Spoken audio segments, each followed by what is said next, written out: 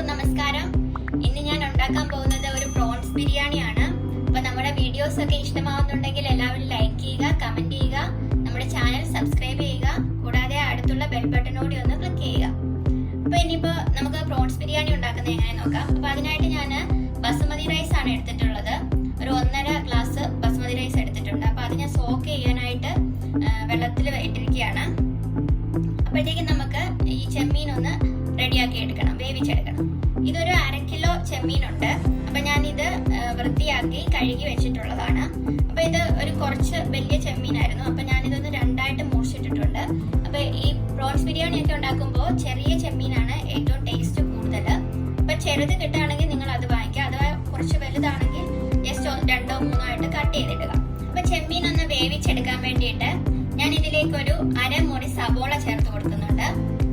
പിന്നെ എടുത്തിരിക്കുന്നത് ഒരു 1/2 ടീസ്പൂൺ മുളക് പൊടി, ഒരു 1/4 ടീസ്പൂൺ മഞ്ഞൾപ്പൊടി, ഒരു 1 ടീസ്പൂൺ ജിഞ്ചർ, 1 ടീസ്പൂൺ ഗാർലിക്, അല്പം ഉപ്പ്, ഇത്രയും വേണം. അപ്പം ഇതും കൂടെ ഞാൻ ഇതിനകത്തേക്ക് ആഡ് ചെയ്ത് കൊടുക്കുകയാണ്. ഈ ഒരു ഗ്ലാസ്സിൽ 1/2 ഗ്ലാസ് വെള്ളം ഇത്ര ആഡ് ചെയ്ത് കൊടുത്തിട്ടുണ്ട്. ഇത് നന്നായിട്ടൊന്ന് മിക്സ് ചെയ്ത് കൊടുത്ത ശേഷം നമുക്കിതൊന്ന് അടച്ചു വെച്ച് വേവിച്ചെടുക്കണം. കുറച്ച് കറിവേപ്പിലയും കൂടെ ആഡ് ചെയ്തിട്ട് ഞാനിത് അടച്ചു വെക്കുകയാണ്. മീഡിയം ഫ്ലെയിമിലാക്കി നമുക്കിത് വേവിച്ചെടുക്കാം. അപ്പൊ നമുക്കിതൊന്ന് തുറന്ന് നോക്കാം. അപ്പൊ നമ്മുടെ ചെമ്മീൻ ഏകദേശം വെന്തിട്ടുണ്ട്, വെള്ളമൊക്കെ പറ്റിയിട്ടുണ്ട്. അപ്പൊ അഥവാ വെള്ളം പറ്റുന്നില്ല എന്നുണ്ടെങ്കിൽ നിങ്ങൾ അടപ്പ് തുറന്ന് വെച്ചിട്ട് ഒന്ന് ഹൈ ഫ്ലെയിമിൽ ഇട്ടാൽ മതി. അപ്പൊ എളുപ്പം ഒന്ന് പറ്റി കിട്ടും. അപ്പം തീരെ അങ്ങ് പറ്റിച്ചെടുക്കണ്ട, ഒരല്പം വെള്ളം ഇതിനകത്ത് ഇങ്ങനെ കിടക്കണം. അപ്പൊ ഇനിയിപ്പോ ഇത് നമുക്ക് അങ്ങോട്ട് മാറ്റി വെക്കാം. ഇനി നമുക്ക് ഇതിനാവശ്യമായിട്ടുള്ള ഗ്രേവി തയ്യാറാക്കണം. അതിന് വേണ്ടിയിട്ട് ഞാനൊരു പാൻ വെച്ചിട്ടുണ്ട്. ഇതിലേക്ക് ഞാനൊരു 2 ടേബിൾ സ്പൂൺ ഓയിൽ ഒഴിച്ചു കൊടുക്കുന്നുണ്ട്. ഓയിൽ ചൂടായ ശേഷം കുറച്ച് കടുക് ഇട്ട് കൊടുക്കാം. ഇനി ഇതിലേക്ക് ഞാനൊരു 1 ടേബിൾ സ്പൂൺ വെളുത്തുള്ളിയും 1/2 ടേബിൾ സ്പൂൺ ഇഞ്ചിയും ഒരു 2 പച്ചമുളക് നീളത്തിൽ കീറിയത് കൂടി ചേർത്ത് കൊടുക്കുന്നുണ്ട്. ഇനി ഞാനൊരു 2 വലിയ സവോള അരിഞ്ഞത് ഇത് ചേർക്കുന്നുണ്ട്. ഇതിന്റെ പച്ചമണം മാറിയ ശേഷം ചേർത്ത് കൊടുക്കാം. ഈ സവോള നന്നായിട്ടൊന്ന് വഴറ്റി കിട്ടാൻ വേണ്ടിയിട്ട് നമുക്ക് ഒരല്പം ഉപ്പ് കൂടെ ഞാൻ ഇതിന്റെ കൂടെ ചേർത്ത് കൊടുക്കുന്നുണ്ട്. എന്നിട്ട് ഇത് നല്ലതുപോലെ വഴറ്റിയെടുക്കുക. ഇപ്പൊ ചെമ്മീനൊക്കെ നമ്മൾ ഉപ്പിട്ടിട്ടാണ് അത് വേവിച്ചിട്ടുള്ളത്. അപ്പൊ ഉപ്പിടുമ്പോൾ സൂക്ഷിച്ചിടണം കേട്ടോ. പിന്നെ ഇതിന്റെ കൂടെ കുറച്ച് കറിവേപ്പിലയും കൂടെ ആഡ് ചെയ്ത് കൊടുക്കുന്നുണ്ട്. ഇപ്പൊ ഇഞ്ചിയും വെളുത്തുള്ളിയൊക്കെ നമ്മൾ ഈ വഴറ്റുമ്പോഴും ചെമ്മീൻ വേവിക്കുമ്പോഴും കുറേശ്ശെ ഇടണം. അപ്പൊ ഗ്യാസ് ഒക്കെ ഉള്ളവർക്ക് അത് മാറി കിട്ടാൻ വേണ്ടിയിട്ട് നല്ലതാണ്. നമ്മുടെ സവോള ഏകദേശം ഒന്ന് വഴറ്റി വന്നിട്ടുണ്ട്.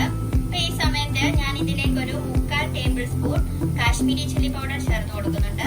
അപ്പൊ ഞാൻ കാശ്മീരി ചില്ലിയാണ് എടുത്തിരിക്കുന്നത്. എരിവുള്ളതാണെങ്കിൽ നിങ്ങൾ കുറച്ചിട്ടതിന് ശേഷം കാശ്മീരി മുളക് പൊടി കൂടെ രണ്ടും കൂടെ മിക്സ് ചെയ്തിടുക. ഈ പൊടിയുടെ പച്ചമണം മാറുമ്പോഴത്തേക്ക് ഞാൻ ഇതിലേക്ക് ഒരു ചെറിയ തക്കാളി ആഡ് ചെയ്ത് കൊടുക്കുന്നുണ്ട്. വലുതാണെങ്കിൽ പകുതി എടുത്താൽ മതി. ഇതൊന്ന് മിക്സ് ചെയ്ത് കൊടുത്ത ശേഷം നമുക്കിതൊന്ന് അടച്ചു വേവിച്ച് 2 മിനിറ്റ് ഒന്ന് വേവിച്ചെടുക്കാം. ഈ തക്കാളിയൊക്കെ ഒന്ന് വെന്ത് കിട്ടാൻ വേണ്ടിയിട്ട്. ഇനി നമുക്കിതൊന്ന് തുറന്ന് നോക്കാം. ഈ ഫ്ലെയിം കുറച്ച് വെച്ചതിന് ശേഷം നമുക്ക് ഈ വേവിച്ച് വെച്ച ചെമ്മീനും കൂടി ഇതിനകത്തേക്ക് ആഡ് ചെയ്ത് കൊടുക്കാം. അപ്പൊ ചെമ്മീൻ ആഡ് ചെയ്യുമ്പോൾ ആ വെള്ളത്തോടു കൂടി തന്നെ ആഡ് ചെയ്യുക. ഇനി അഥവാ നിങ്ങൾക്ക് തീരെ പറ്റിപ്പോയി വെള്ളം ഇല്ലാന്നുണ്ടെങ്കിൽ അല്പം ചൂടുവെള്ളം കൂടി ഒഴിച്ചു കൊടുക്കുക കേട്ടോ. നമുക്ക് ചെമ്മീൻ ആഡ് ചെയ്യാം. ഇത് നന്നായിട്ട് മിക്സ് ചെയ്തെടുത്ത ശേഷം നമുക്ക് ഇതൊന്ന് അടച്ച് വേവിച്ച് ഒന്നുകൂടെ ഒന്ന് വേവിക്കാം. അപ്പൊ ഈ സമയത്ത് നിങ്ങൾക്ക് ജസ്റ്റ് ഒന്ന് ഉപ്പ് ടേസ്റ്റ് ചെയ്ത് നോക്കുക. ഉപ്പ് കുറവാണെന്നുണ്ടെങ്കിൽ അല്പം കൂടി ഇട്ട് കൊടുത്തതിന് ശേഷം അടച്ചു വെക്കാം. നമുക്കൊന്ന് തുറക്കാം. ഈ സമയത്ത് ജസ്റ്റ് ഒരു 1 ടേബിൾ സ്പൂൺ വെളിച്ചെണ്ണയും കൂടി ഞാൻ ഒഴിച്ചു കൊടുക്കുന്നുണ്ട്. അപ്പൊ ഇതിങ്ങനെ ഒരു കുഴമ്പ് പരുവത്തിൽ കിട്ടണം. അപ്പൊ ജസ്റ്റ് കുറച്ചു നേരം കൂടി ഇതൊന്ന് ഇരുന്നോട്ട് ലോ ഫ്ലെയിമില്. ഇത് ഏകദേശം റെഡിയായി വന്നിട്ടുണ്ട്. അപ്പൊ നമുക്ക് ഇനിയിപ്പോ ഇതങ്ങ് മാറ്റി വെക്കാം. ഇനി നമുക്ക് റൈസിന്റെ കാര്യത്തിലേക്ക് കിടക്കാം. അപ്പൊ നമുക്കിനി റൈസ് റെഡിയാക്കണം. അതിന് വേണ്ടിയിട്ട് ഞാനൊരു പാത്രം വെച്ചിട്ടുണ്ട്. അതിലേക്ക് ഒരു 2 ടേബിൾ സ്പൂൺ നെയ്യ് ഒഴിച്ചു കൊടുക്കുകയാണ്.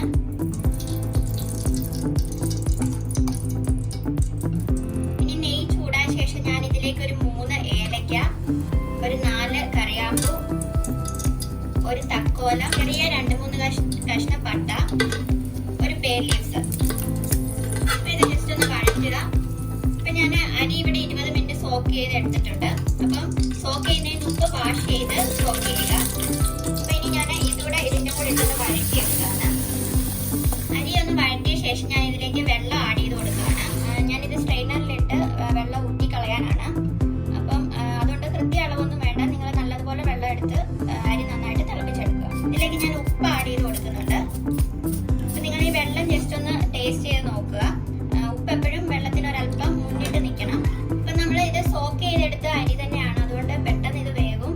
അതുകൊണ്ട് നിങ്ങൾ അരി ഇട്ട് കഴിഞ്ഞ് മറ്റെങ്ങോട്ടും പോകരുത്, ഇടയ്ക്കിടയ്ക്ക് നോക്കിക്കൊണ്ടിരിക്കണം. ഏകദേശം ഒരു 3/4 വേവാകുമ്പോൾ തന്നെ നമുക്കിത് ഊറ്റിയെടുക്കാം. പിന്നെ ബാക്കി അത് ഇരുന്ന് വരുന്നോളും. ഞാൻ ഇതിലേക്ക് ഇടാനായിട്ട് കുറച്ച് ക്യാരറ്റും കുറച്ച് ഗ്രീൻ പീസും എടുത്തിട്ടുണ്ട്. അപ്പൊ എനിക്കിതിവിടെ ഫ്രോസൺ ആയിട്ട് കിട്ടുന്നതാണ്. ഫ്രോസൺ ക്യാരറ്റും ഗ്രീൻ പീസും ആണ്. അതുകൊണ്ട് തന്നെ ഞാൻ അരി ഒരു പകുതി വേവാകുമ്പോഴേ ഇതിന്റെ കൂടെ ഇടുന്നുള്ളൂ. ഇനി നിങ്ങൾ അല്ലാത്തതാണ് എടുക്കുന്നതെങ്കിൽ ഈ വെള്ളം ഒഴിച്ച് വേവിക്കാൻ വെക്കുമ്പോൾ തന്നെ അതിന്റെ കൂടെ ഇടാം. അങ്ങനെ ചെയ്യാം. ഇവിടെ അരി തിളയ്ക്കാൻ തുടങ്ങിയിട്ടുണ്ട്. ഞാൻ ഇതും കൂടെ ആഡ് ചെയ്ത് കൊടുക്കുകയാണ്. ഈ സമയത്ത് തന്നെ ഞാൻ ഇതിലേക്ക് ഒരു അരമുറി നാരങ്ങാനീരൂടെ പിഴിഞ്ഞൊഴിച്ച് കൊടുക്കുന്നുണ്ട്. അപ്പൊ നമ്മുടെ അരി ഏകദേശം വെന്തിട്ടുണ്ട്. അപ്പൊ ഇത്രയും മതി. ഇതിനി നമുക്ക് സ്ട്രെയിൻ ചെയ്തെടുക്കാം, അല്ലെങ്കിൽ ഒരുപാട് വെന്ത് പോകും. ഇപ്പൊ ഒരു 3/4 വേവ് കുറച്ചുകൂടെ ആയി കഴിഞ്ഞാൽ ഇത് നമുക്ക് സ്ട്രെയിൻ ചെയ്തെടുക്കാം. ബാക്കി അതിൽ തന്നെ ഇരുന്ന് അല്പം കൂടി ഇത് വെന്ത് വേകും. അപ്പൊ ഞാനിതൊന്ന് സ്ട്രെയിൻ ചെയ്തെടുക്കുകയാണ്. അപ്പൊ ഞാൻ നമ്മുടെ റൈസ് ഇവിടെ സ്ട്രെയിൻ ചെയ്തെടുത്തിട്ടുണ്ട്.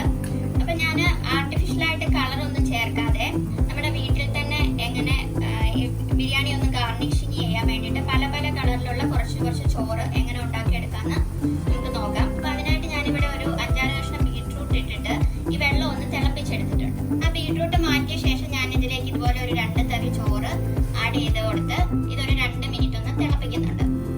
അപ്പൊ ഇതുപോലെ തന്നെ മഞ്ഞ കളറാക്കാൻ വേണ്ടിയിട്ട് ഞാൻ അല്പം മഞ്ഞൾപ്പൊടി ഇട്ട് വെള്ളം തിളപ്പിച്ചതിന് ശേഷം ഇതുപോലെ തന്നെ 2 തവി ചോറ് എടുത്തിട്ട് അതിലേക്ക് ഇട്ട് അതും 2 മിനിറ്റ് ഒന്ന് വേവിച്ചെടുക്കും. അപ്പം അങ്ങനെ ചെയ്യുമ്പോൾ നമുക്ക് മഞ്ഞ നിറത്തിലുള്ള ചോറും ചുവന്ന നിറത്തിലുള്ള ചോറും കിട്ടും. അപ്പൊ നമുക്ക് ഗാർണിഷിങ്ങിന് നമ്മുടെ ബിരിയാണി കാണാൻ ഒരു നല്ല രസമായിരിക്കും. അപ്പൊ എല്ലാവരും ഒന്ന് ട്രൈ ചെയ്ത് നോക്കാം. ഇപ്പൊ 2 മിനിറ്റ് കഴിഞ്ഞിട്ടുണ്ട്. അപ്പൊ ഇതിന്റെ കളർ ഒന്ന് മാറിയിട്ടുണ്ട്. അപ്പൊ ഞാൻ ഇതും ഇതുപോലെ തന്നെ ഒരു സ്ട്രെയിനറിലിട്ട് ഈ വെള്ളം ഊറ്റി കളയാണ്. അപ്പൊ നമ്മുടെ 2 നിറത്തിലുള്ള ചോറ് ഞാൻ റെഡിയാക്കി എടുത്തിട്ടുണ്ട്. അതുപോലെ തന്നെ കുറച്ച് അണ്ടിപ്പരിപ്പും കിസ്മിസും കൂടി ഞാൻ ഫ്രൈ ചെയ്തെടുത്തിട്ടുണ്ട്. ഇതുപോലെ തന്നെ ഒരു സബോളയും കൂടെ എടുത്ത് ഫ്രൈ ചെയ്യുക. അപ്പൊ സബോള നൈസായിട്ട് അരിഞ്ഞ് ഇതൊന്ന് ഫ്രൈ ചെയ്തെടുക്കുക, അരിഞ്ഞു പോകരുത്. അണ്ടിപ്പരിപ്പും കിസ്മിസും ഞാൻ ഒരു ടേബിൾ സ്പൂൺ നെയ്യിലാണ് വറുത്തെടുത്തത്. അതിന്റെ കൂടെ തന്നെ ആ പാനിൽ തന്നെ ഒരല്പം ഓയിലും കൂടെ ഒഴിച്ചാണ് ഈ സബോള ഫ്രൈ ചെയ്യുന്നത്. സബോള ഫ്രൈ ആയി കിട്ടിയിട്ടുണ്ട്. ഇത് നമുക്കൊരു പാത്രത്തിലേക്ക് മാറ്റാം. അപ്പൊ ഞാൻ കുറച്ച് മല്ലിയിലയും കൂടെ എടുത്ത് റെഡിയാക്കി വെച്ചിട്ടുണ്ട്. അപ്പൊ നമുക്കിതൊന്ന് സെറ്റ് ചെയ്യണം. അപ്പൊ ഇനി അതിലേക്ക് പോവാം. അതിനായിട്ട് ഒരു പാത്രം നല്ലതുപോലെ ചൂടാക്കി എടുക്കുക. അതിനുശേഷം അതിലേക്ക് ഒരു 3/4 ടേബിൾ സ്പൂൺ നെയ്യ് ഒഴിച്ചു കൊടുക്കുക. ജസ്റ്റ് ഈ പാത്രം ഒന്ന് കറക്കി കൊടുക്കുക. നെയ്യ് എല്ലായിടത്തും വരാൻ വേണ്ടിയിട്ടാണ്. ഇതിലേക്ക് കുറേശ്ശെ ആയിട്ട് നമുക്ക് ഈ ചെമ്മീൻ മസാല ഇട്ട് കൊടുക്കാം.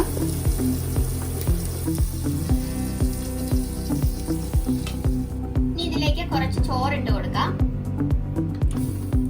അപ്പൊ ഇങ്ങനെ ചെയ്യുമ്പോൾ ഒന്നുകിൽ തീ വളരെ ലോ ഫ്ലെയിമിൽ വെക്കുക, അല്ലെങ്കിൽ ഫ്ലെയിം ഓഫ് ചെയ്ത ശേഷം ചെയ്യുക. ഇതിലേക്ക് നമ്മൾ ആ കളർ ചെയ്തെടുത്തിട്ടുള്ള ആ റൈസ് കൂടെ കുറച്ച് വീതം ഇട്ട് കൊടുക്കാം.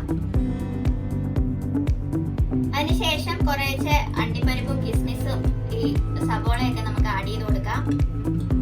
കുറച്ച് മല്ലിയിലയും കൂടെ ആഡ് ചെയ്യാം. അപ്പൊ നിങ്ങളുടെ പുതിനയില ഉണ്ടെങ്കിൽ അതുകൂടെ കുറച്ച് ആഡ് ചെയ്യാം. അപ്പൊ എൻ്റെ കയ്യിൽ ഇല്ലാത്തതുകൊണ്ടാണ്. ഇതുപോലെ ഓരോ ലെയർ ആയിട്ട് ചെയ്ത് കൊടുക്കുക. ഇനി ഇതിന്റെ മുകളിലേക്ക് നമുക്ക് കറി ഇട്ട് കൊടുക്കുക. അങ്ങനെ ഓരോ ലെയർ ആയിട്ട് സെറ്റ് ചെയ്തെടുക്കുക. അപ്പം നിങ്ങളുടെ ഇതിന്റെ ക്വാണ്ടിറ്റി അനുസരിച്ച് നിങ്ങൾക്ക് 2-3 ലെയർ ആക്കാം. അപ്പൊ ഞാനിത് 2 ലെയർ ഇടുന്നുള്ളൂ. കറി ആഡ് ചെയ്ത് കൊടുക്കാം. അപ്പൊ ഇതിലേക്ക് ഞാൻ ഒരു 2 തുള്ളി പൈനാപ്പിൾ എസൻസ് ഒഴിച്ചു കൊടുക്കുന്നുണ്ട്.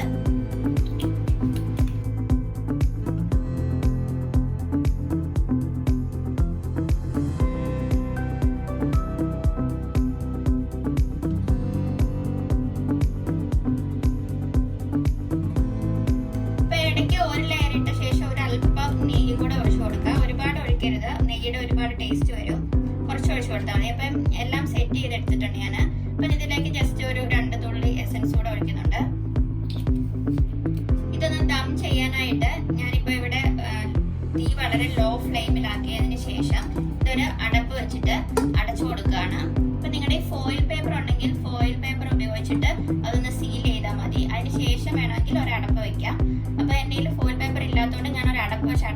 കഴിഞ്ഞിട്ട് കുറച്ച് മൈദാമാവ് യൂസ് ചെയ്ത് ഇതിന്റെ സൈഡിൽ കൂടെ ഒന്ന് സീൽ ചെയ്തെടുക്കുന്നുണ്ട്. അപ്പൊ ഇതിങ്ങനെ ഒന്ന് സീൽ ചെയ്തെടുക്കുക. അപ്പൊ മൈദാമാവ് ഉപയോഗിച്ച് ഇതുപോലെ എല്ലാ വശങ്ങളും ഒന്ന് സീൽ ചെയ്തെടുക്കുക. അതിനുശേഷം ഇതൊരു ലോ ഫ്ലെയിമിൽ, വളരെ ലോ ഫ്ലെയിമിൽ മാത്രം ഒരു 15 മിനിറ്റോളം ഒന്ന് ചൂടാക്കുക. ഇപ്പൊ ഇത് ഏകദേശം ഒരു 15 മിനിറ്റ് കഴിഞ്ഞിട്ടുണ്ട്. ഞാൻ ഫ്ലെയിം ഒക്കെ ഓഫ് ചെയ്തു. ഇനി ഇതൊന്ന് നമുക്കൊന്ന് തുറന്നു നോക്കണം. അപ്പൊ ഞാൻ ഇതില് ദമ്മ് മാറ്റിയിട്ടുണ്ട്. അപ്പൊ 15 മിനിറ്റിന് ശേഷം ഞാൻ